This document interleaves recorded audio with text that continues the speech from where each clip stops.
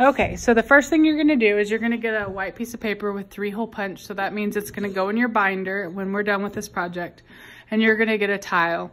And then you're gonna put your tile on your paper and you're gonna trace the tile using pencil. Oh no, the bell rang. No, just kidding. So you're gonna trace the tile using pencil on the paper like this. And after you trace the tile using pencil, the first thing you're gonna do is you're gonna divide up your space. So however you wanna divide up the space, you need to divide it up end to end. So line to line, edge to edge or line to line. You can divide it up line to line, or you can divide it up line to edge. And your dividing lines do not have to be straight lines. They can be curly lines, they could be zigzag lines, they could be whatever kind of line you want them to be. Okay, but you want to divide up your space. You want some of your lines to be thick lines and some of them to be thin lines. So I don't have to do that necessarily with pencil, but I need to remember that later. I need to have some of my lines be thick lines. Okay, then the next thing I want to do is I want to make patterns that morph or change.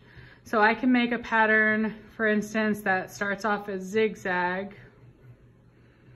And then as it goes from zigzag, the zigzags start losing the points.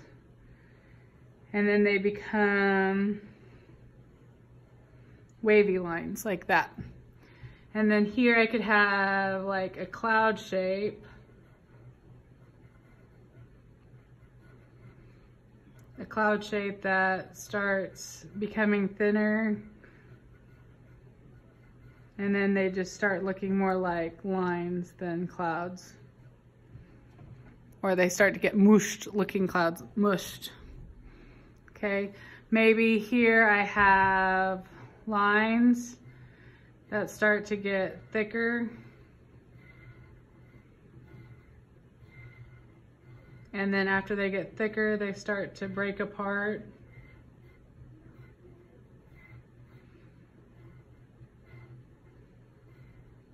So they're thick, broken lines then.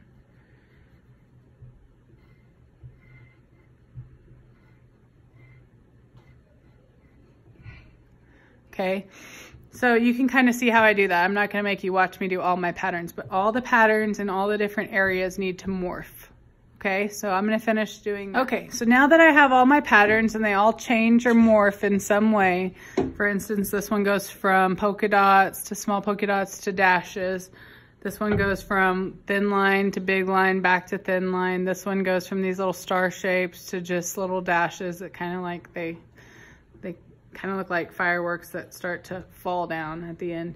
Then the next thing I'm gonna do is with regular markers, I'm gonna choose 3 markers, 3 different color markers that I think would look good together. So I might decide, well, these 3 markers really look nice together. So these are the 3 markers I'm gonna use. Okay, so then the next thing I'm gonna do is I'm gonna first trace my dividing line. So whatever color you think would look best to trace your dividing lines.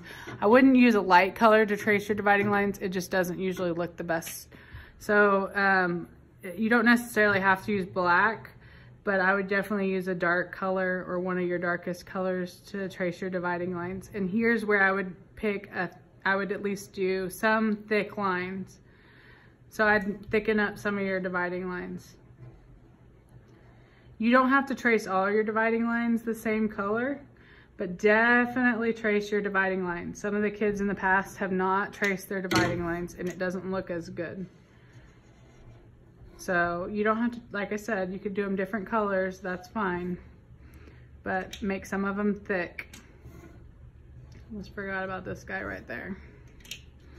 Okay, then you're gonna use all your colors and just trace your lines the way you had them, or the way you want them, the way you plan on using them. Maybe someday I'll get the words out right. Okay, so I'll do this and then I'll show you what my final product looks like. Okay, now I have it all traced out just the way I like it. And now what I'm gonna do is I'm gonna show it to Miss Seacrest for approval.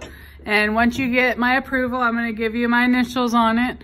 And don't lose this paper because you're still gonna turn this in with your tile for a grade, okay?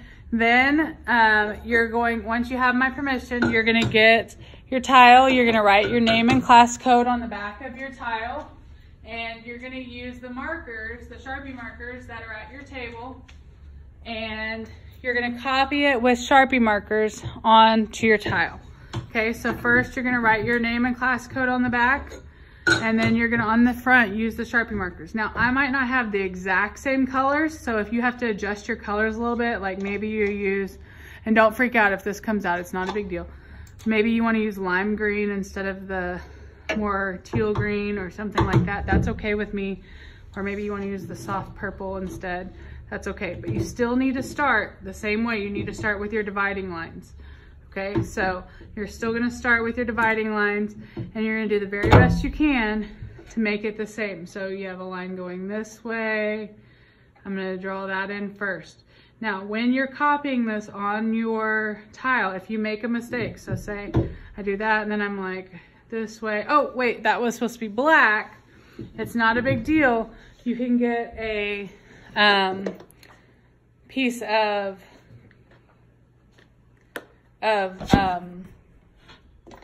paper towel, and you can use some rubbing alcohol and just put a little bit of rubbing alcohol on your paper towel, and make sure you close this back because this will evaporate into the air, and just a little bit of rubbing alcohol on there and it'll wipe it away like magic. So it's not permanent, even though once it dries and you turn it in, I'm going to spray it with some spray paint, some clear spray paint, so it'll stay on there for good. But with the rubbing alcohol, you can erase. So if you make a mistake, don't fret your little freckles. We can wipe it off and you can start again. Okay, so the last step is simply to use Sharpies and copy your design onto your tile. And if you make a mistake, don't worry, you have the rubbing alcohol to wipe it off. All right, happy zentiling, goodbye.